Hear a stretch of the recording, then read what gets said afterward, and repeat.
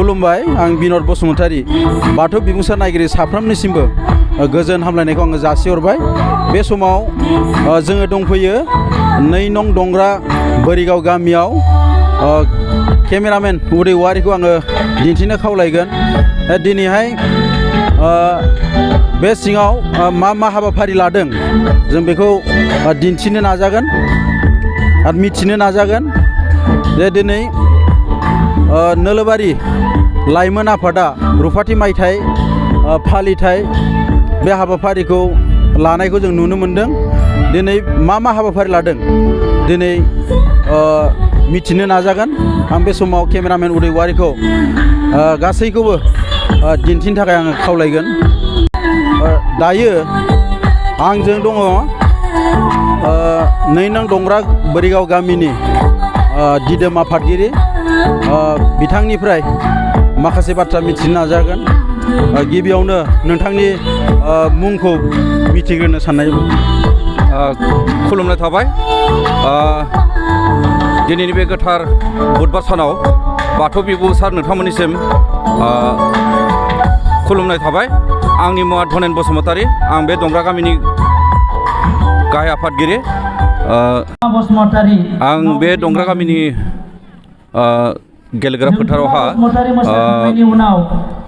बे लाइमोन आफादनि सावराय जथुम्माखौ जों न'खरसेयावहा 500 रां खांदोंमोन।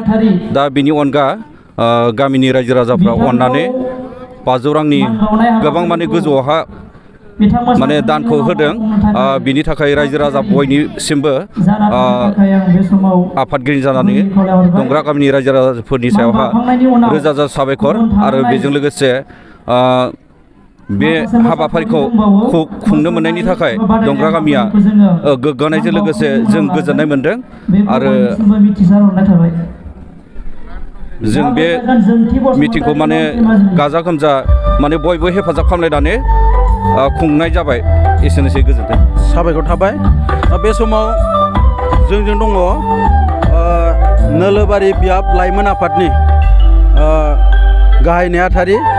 बिथांनिफ्राय मिथिनो नाजागोन जे नोंथांमोना मा हाबाफारि लानानै दिनै बे हाबाफारिखौ खुंफुंनाय जादों। बे 25थि रुफाथि मायथाइ फालिथायाव बे नोलोबारि आनसलिकनि सिङाव थानाय दंग्रा बोरिगाव गामि आफादावहा बानजायनायाव जों साननैनि हाबाफारि लानानै खुंफुंनाय जादों। बेयाव हाबाफारिया लाइमोन हिसाबै जों थांखिफोरानो जाबाय जोंहा मैयासो सावरायलांदों। माखासे लाइमोना जिखिनि मावनांगौ खामानि बे खामानिफोरा मा मावनांगौ होनोब्ला जोंहा गिबिग्रोयै जों सिगाङावनो जोंहा फरायनायनि सायाव माखासे सावरायनाय जाबाय। लाइमोनफोरा बे फरायनायनि सोमोन्दै गोख्रों बाहागो लानांगौ आरो बेनि सोमोन्दै जोंहा खेला दुला आरो बिदिनो आर'जआव सेंग्रा सिख्लाफोरा बोरै बाहागो लानांगौ बिनि सोमोन्दै जों गोथौयै सावरायनाय जादों। साबायखर थाबाय। बे समाव केमेरामेन उदै औवारिखौ आङो दिन्थिनो खावलायगोन।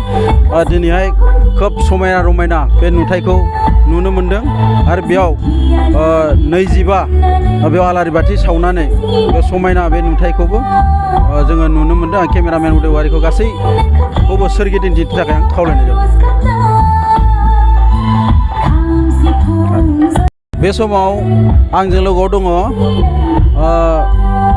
नैबे नोलोबारि बियाब लाइमोन आफादनि जिथु रुफाथि मायथाइ बेखौ बानजाय आफादनि बिबान लानानै खामानि मावनाय बिबानगिरि बिथाङा दङ। गिबियावनो नोंथांनि मुंखौ मिथिग्रोनो सानबाय। खुलुमबाय। आंनि मुङा रमेश दैमारि। गामि 2 नं दंग्रा बोरिगाव। बाथौ बिबुंसार जानानै आं गिबियाव बिथांखौ बरायना लाग्रोबाय। साबायखर थाबाय जे नोंथाङा बानजाय आफादनि आफादगिरि जानानै बेसेबां दिनैनि बे हाबाफारिखौ बेसेबां जाफुंसार खालामनो हादों। गिबियावनो बे दिनैनि बे 25थि रुफाथि मायथाइखौ जों गामियाव जिखिनि खुंनाय हाबाफारियाव जोङो गोबां मानसि गामिनि सुबुंफोरा मदद होनानै गोबां रोखोमै मदद रां राहानि लानानै खामानि दामानियाव लानानै गोबां मदद होबोनानै जों दिनै बे जोबथा आयदायाव जों दिनैनि हाबाफारियाव जों गाजा गोमजायै मोजाङैनो खुंफुंनो हादों आरो जों मोजाङैनो खुंलांनो इयुनावबो नाजागोन आरो हास्थायगोन।